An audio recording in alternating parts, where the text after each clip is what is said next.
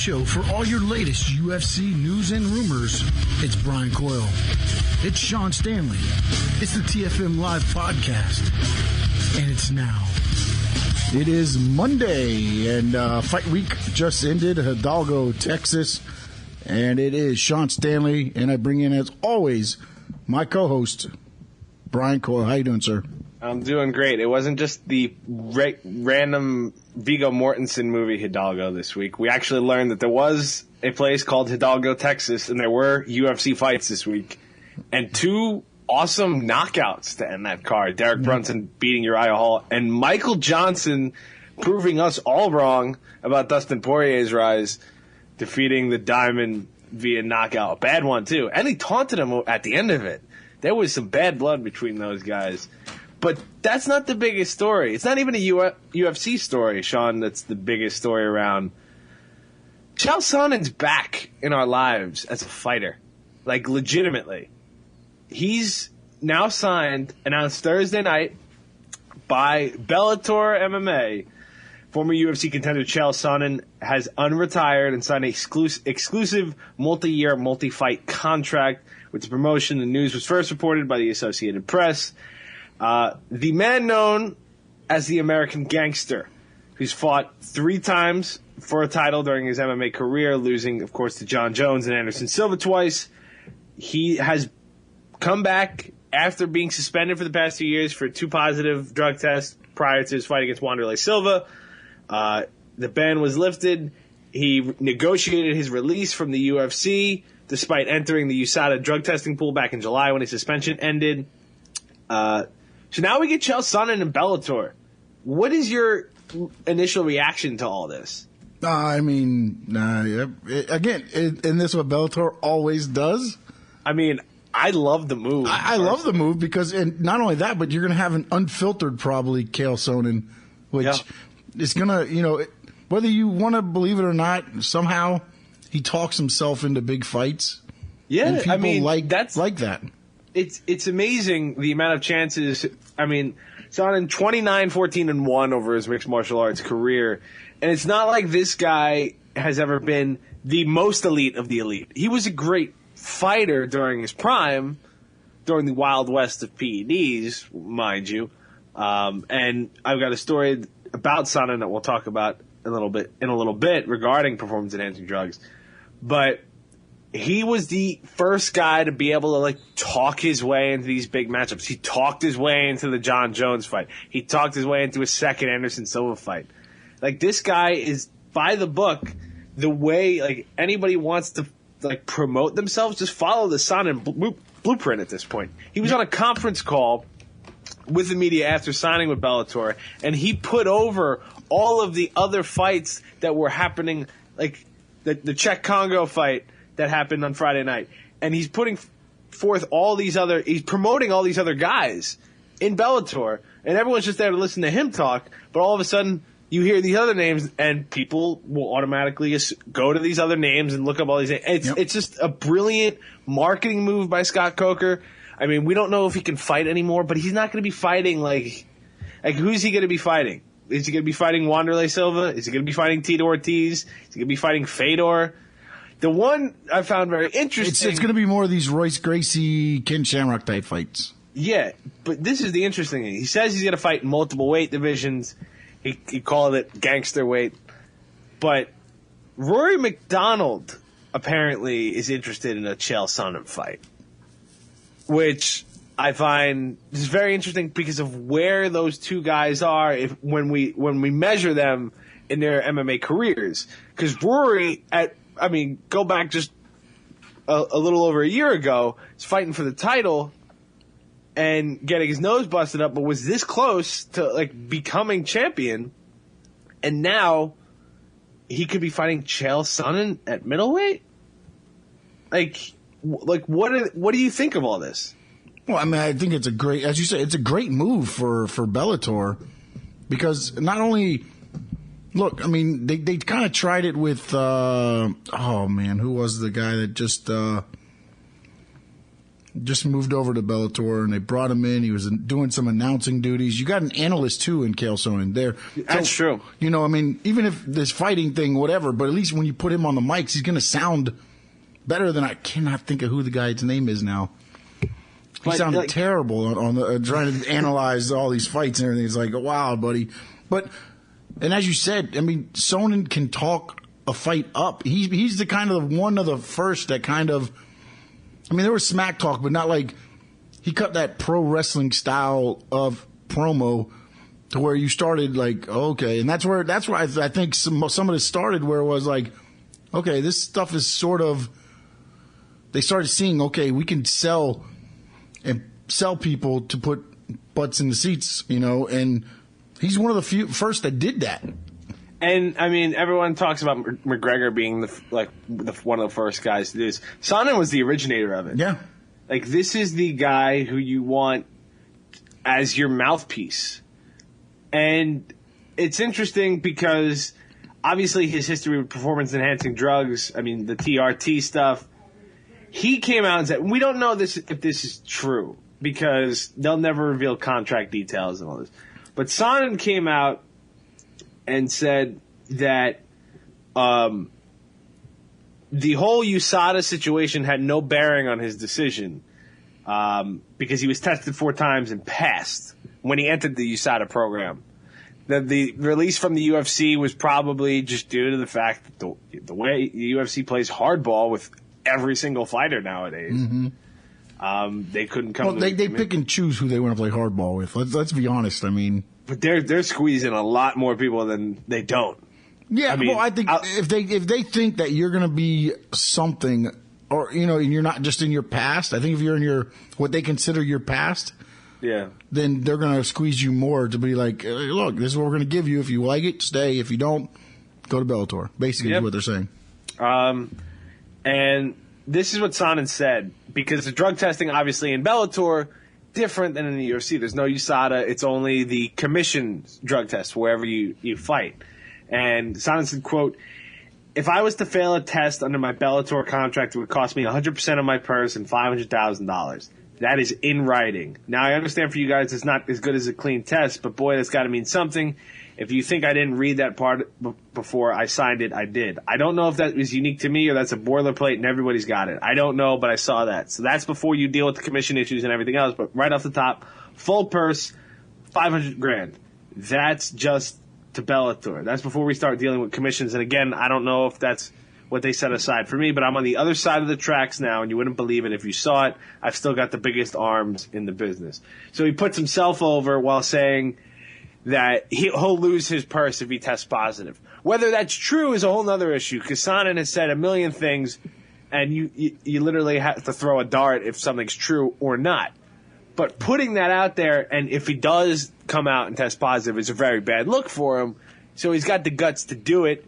Either he's got the best drugs in the business and nobody will ever test for them, or he's going to be clean. Or he's going to pick and choose which states he fights in with the commissions. Yeah, that's another thing. So adding Sonnen to Bellator is what Bellator is. The freak show fight stuff that we've seen before in that puts promotion. A little spice on it, makes it interesting for a little bit, and then you see what happens and go from there. Yeah, I mean, reportedly there's hope for a November fight against Tito Ortiz. So if you're people are gonna watch it. Yeah, no, they're going to watch it because it's on free TV. Again, that's something that Bellator kind of always has the advantage. Yeah, they have the advantage because look, you're not really paying for it. I mean, you're going to go, your ratings are probably going to be high because people want to see that fight, or they probably wanted to see that fight a couple years ago, but now they get a chance to see it. And for free. Yep. So that's always good. The American Gangster is back. And Bellator adds another guy who's past his prime but still is a big name. Yep.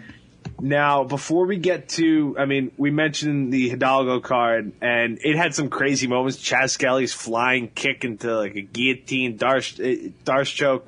Like, that card was all out of the blue. Michael Johnson comes back and gets a huge win after the Nate Diaz loss, and we were thinking, like, this guy was so dangerous.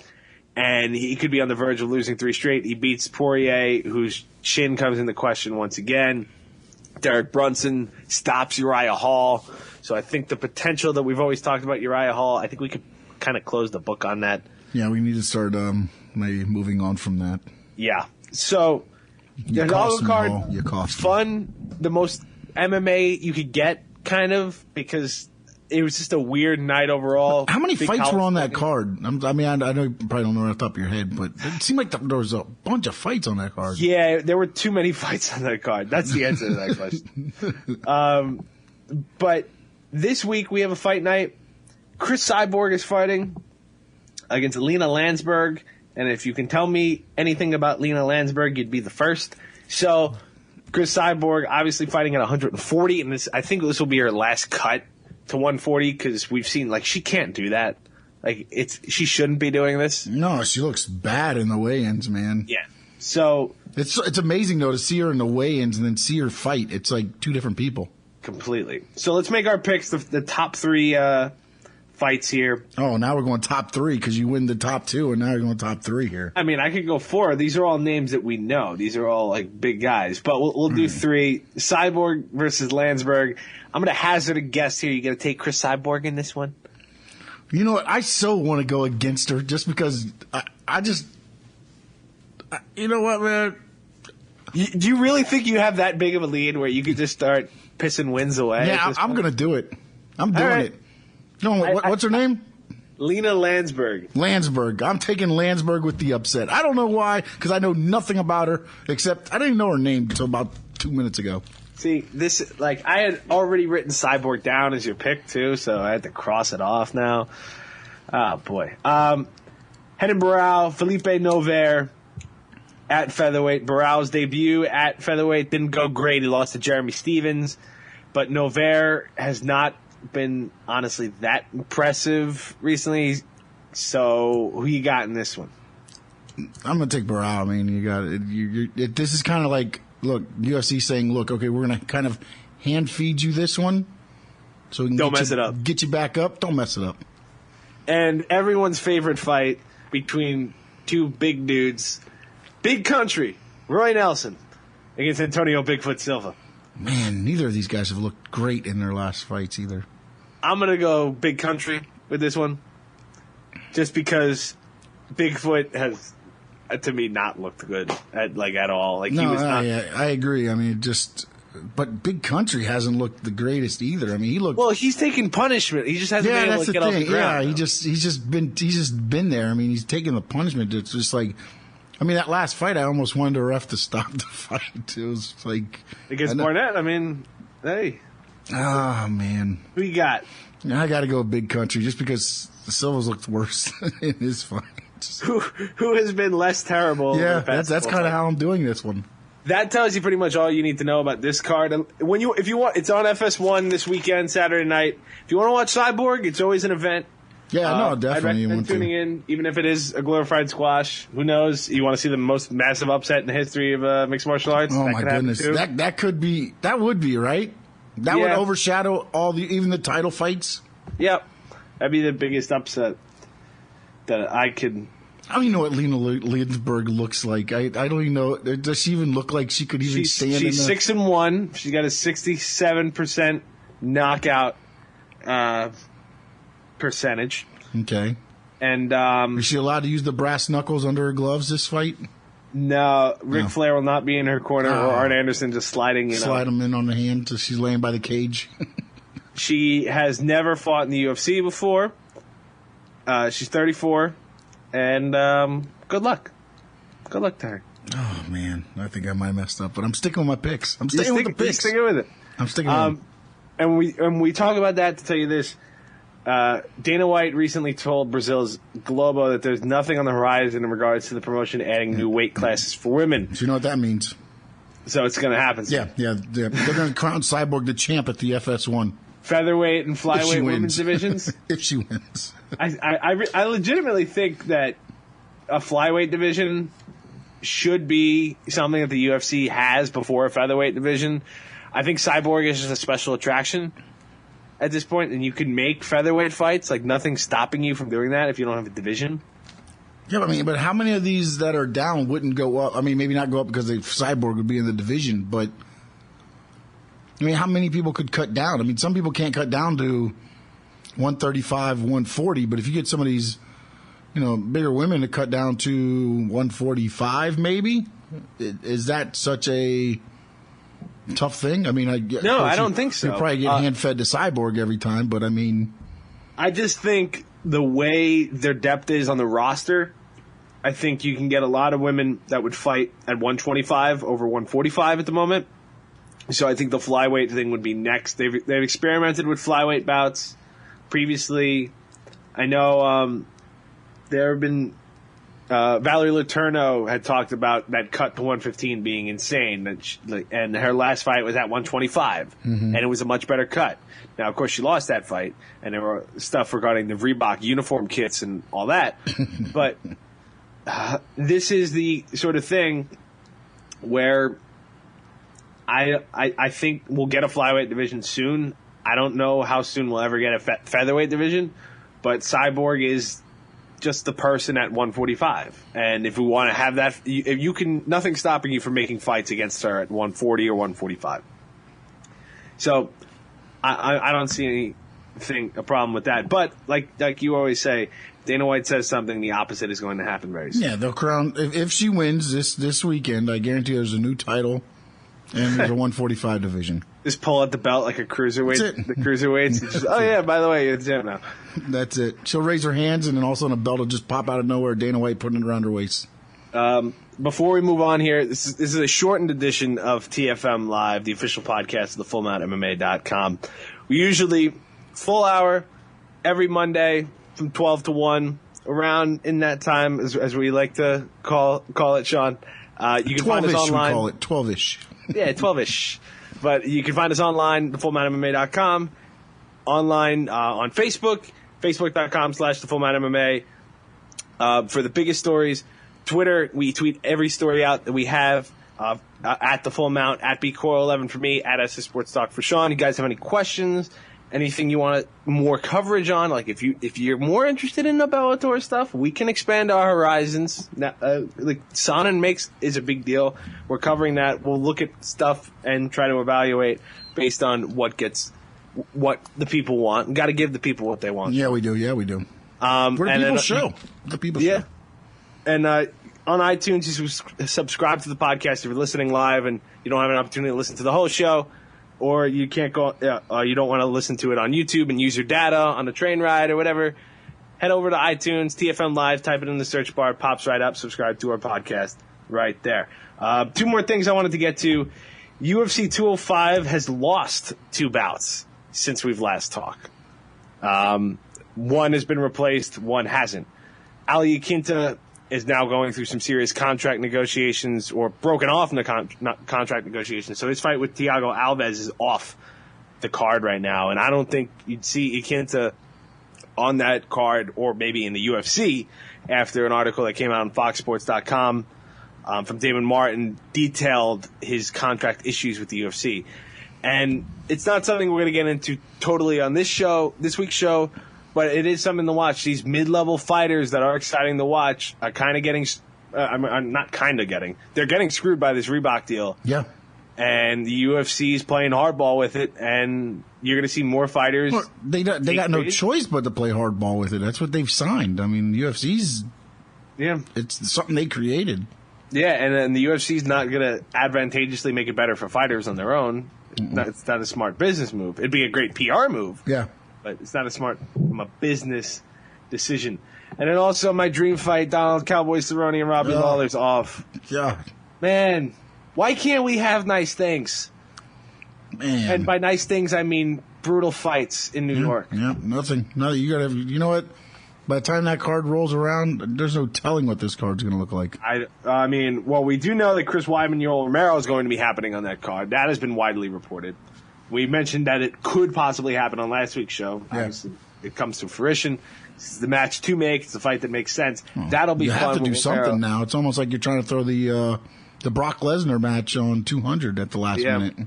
And Cerrone will fight Kelvin Gastelum now, which is a good fight. I mean, Gastelum's only 24 years old, and he's getting a big name in Cerrone. It's just not Robbie Lawler. Yeah, no, it's not Lawler against Cerrone now. It's Cerrone against Gastelum. Yeah, it doesn't have the same room. Yeah, it's not the same tier of fight. Weidman against Romero, very interesting. Weidman coming off that neck injury, Romero coming off that 6-month suspension.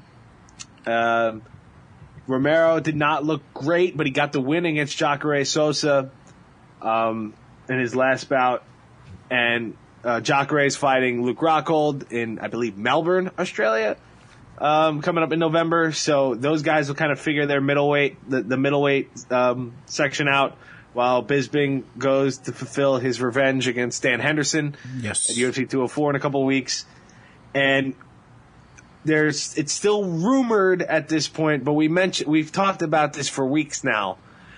It looks more and more like it's going to be McGregor Alvarez to headline this card, because Cormier and Anthony Johnson had a back and forth with each other on Twitter, and Cormier basically said, like, the window's closed for our fight in Madison Square Garden, but I'll take you on in Toronto, or I'll take you on December 30th, which is the UFC fight card, the pay-per-view right before New Year's. So I don't think we get Johnson and Cormier. I think we get McGregor Alvarez. No telling what's the deal with the featherweight title. Let me tell you something. Let me ask you this, though, because you said Cormier said the window's closed. He closed the window? That's what he wrote on Twitter. Because think about it here. We're like 6 weeks away from it. But then let me ask you this, though, because now you're saying Alvarez and McGregor. So then that must already be done. That's what it seems like. But it's been like Joe Rogan apparently slipped up. People caught this on his Fight Companion podcast, that he was talking about McGregor Alvarez as a done deal for an awesome fight at 205. That was going around Twitter on Saturday night. I believe it, because I mean they're going to tell Rogan what's going on, but not anymore. They won't. There's rumors of Frankie Edgar fighting in that card as well. I think it was against Jeremy Stevens. That's not a bad fight. That is not a bad fight. It's not like a oh my god. No, fight. It's not. But it's one of those like where it's not going to be boring. Yes, and also when you look at this, what's Jose Aldo going to do? Is Aldo fighting on that? Are they going to throw him on that card if McGregor's fighting on that card? Because there's been rumors of an Aldo Holloway fight, rumors of a Aldo Pettis fight at 145, which I'm totally signed up for. Does Pettis deserve a title shot? No, not even close. Holloway's won like 10 in a row. But Anthony Pettis is Anthony Pettis, and Max Holloway is Max Holloway. So, aloha. Yeah. Goodbye. That's what the UFC's waving to Holloway right now, despite all the wins that he's had. So 205 slowly coming in the picture. We don't know all the bits and pieces. These fights haven't even really been announced. What's funny to me is that, like, I think you're personally you got a wish list of fights, and you're just going down there thinking, if I call them out, they will happen. Me? Personally? Yeah, for your fight. Well, these have been all the cards you're going to be at, and you're like, yes, let these rumored fights be true. This is everything that's kind of coming into focus right now, dude. This is crazy, because we are less than 2 months away from this card, and we don't know what anything is. Oh, 100%. I mean, isn't that the way it usually works out? But it usually you kind of get a sense of it. But all these fights, like, this is MSG. This is New York City. And, are they going to release it all at once, the whole card? Because we know there's going to be changes. My worst nightmare is spending all this money, because it's going to be pricey, the Garden. And then I see the McGregor shin injury happening and him pulling out. I just see it. Because the guy should not be fighting. Is Cerrone against Gastelum. Yeah, the guy should not be fighting this many times in this short of a time frame. But he's a warrior, and I don't understand it. So, I mean, we'll see what happens. But there's a potential, like, if you end up with Weidman, Romero, Cowboy, Cerrone, Gastelum, if you end up Aldo defending his title against Holloway or something like that, you end up with McGregor, Alvarez. That's a great card. You can't argue with that. It's a lighter card in terms of weight divisions. No big guys. But yeah, I put the big guys on Fight Pass. Yeah. So, and throwing at Frankie Edgar on that card, too. Aljamain Sterling's been fighting for a spot on that card forever. I don't know if he's going to be on it. So there's plenty of spots to fill. And we'll see how the UFC unveils the card. Because supposedly they've sent pre-sale emails out to people. In like 2 weeks, you'll have access to it. So in 2 weeks, there better be some fights on that card. Or people are going to be a little hesitant to spend. Well, you think maybe they see how many people buy with just what they have now, and then they're like, okay, we got to put you guys on this card. You mean zero? You mean people who buy with zero cards? Nobody's going to buy the first fight in New York City, no matter who's on the card. You don't think anybody's going to go to it? I don't know. I don't know. You still got Cerrone. I mean, people are going to go see Cerrone. I mean, maybe they don't like his opponent or whatever, but maybe they see what the thing and they're like, oh, we're very light. Okay, throw McGregor on there. Yeah, I think he's the guy. A guy who could not be the guy, and we'll close out the show with this, CM Punk. The rumored pay-per-view buy rate numbers have come out. First from Dave Meltzer, I believe. And it looks like 425,000 to 475,000 for UFC 203, which featured CM Punk. The comparisons to make would be Miocic for Doom did about under 300,000. So the Punk bump, if you will, was about 150,000, 175,000 fights, we're thinking, buys. Yeah.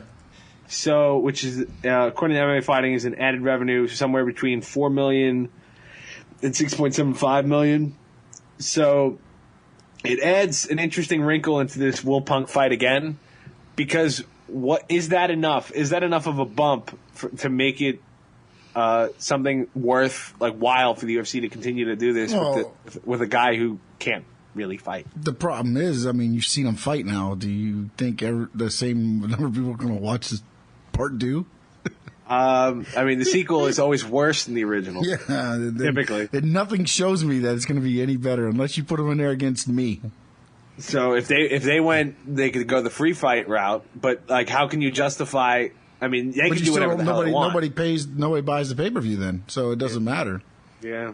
So I mean, you have to put him on the pay-per-view if you think that he's going to. But I think you're kind of insulting the MMA fan by doing that. Oh, you're insulting more than the fans. You're insulting your fellow fighters, which the UFC has no problem doing. Oh, no, I mean, that's a given. They do that all the time. I mean, but the fact that you're going to throw him on there just to, you're basically telling the fans that, hey, look, we'll put him on there because you're going to buy it anyways just to watch. And yep. After watching that first one, I don't even think I'd pay a cover charge to watch CM Punk fight. And when he's cut, if he's cut, who's going to be calling. Oh, definitely. Bellator. Chael Sonnen against CM Punk. Oh, boy. That the American gangster against the cult of personality. Yeah. And it'll be the first ever no disqualification MMA fight. Vince McMahon comes in with a chair to save Punk. Yep, and then signs him right there on the spot to the WWE once again. This is what we talk about in a week where a card is from Hidalgo, Texas. That's what happens. This is what happens. Chael Sonnen comes back. This is what you give us, UFC. This is what you give us. CM Punk, no fights announced for UFC 205. Come on. Be better. Be better than Lena Landsberg against Chris Cyborg. Man, how much do we miss July again now? Oh man, that we got spoiled. Yeah, we got spoiled. Yeah. But again, don't worry. Next week, Sean, we get to talk about John Lineker and John Dodson. So. I feel like we just talked about Lineker. I know. He had possibly the most fun performance of that crazy July fight week against McDonald, where the little man Lineker is throwing bombs. Yeah, he ended McDonald's UFC career. Yeah. So, hey, man, we'll talk next week. We'll talk John Lineker. We'll talk John Dodson. We're closer, ever so close to the UFC 204. Hopefully we have some announced fights for UFC 205. So all that good stuff.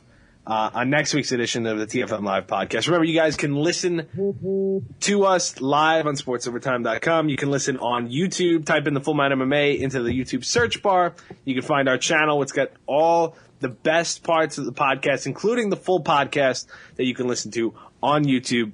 You can find us on iTunes, as I mentioned before, the TFM Live. Type it right in. Or you can type in the Full Mount MMA. Both will come up. The show will be right there. You can backlog, listen to previous podcasts up to a certain point. Twitter, at SS Sports Talk for Sean, at BCoyle11 for me, at The Full Mount for the website, of course, thefullmountmma.com, where you can get all your latest important news and rumors regarding the UFC. Hopefully, we get some more fights for UFC 205, and with my ability going into New York City every day, I think we may be able to get some extra cool coverage. I don't want to tease anything just yet, Sean, but we got this guy. We got some stuff in the pipeline working for that. Awesome. So, Sean, have I missed anything? I know it's been a short week for us. You missed something, but since it's Hidalgo, Texas week here on TFM Live, Floyd Mayweather says the Conor McGregor fight will not happen. We must move on. Oh, good. I just want everybody to know that now. Just everybody out there, make it clear. Canelo, fight Triple G. All right? That's all I got. That's the way I end our Mixed Martial Arts podcast. Maybe we throw that on 205. Yeah. I'd like to see that at the Garden at this point. So thank you guys for listening. For Sean, I'm Brian. Have a good day, everybody.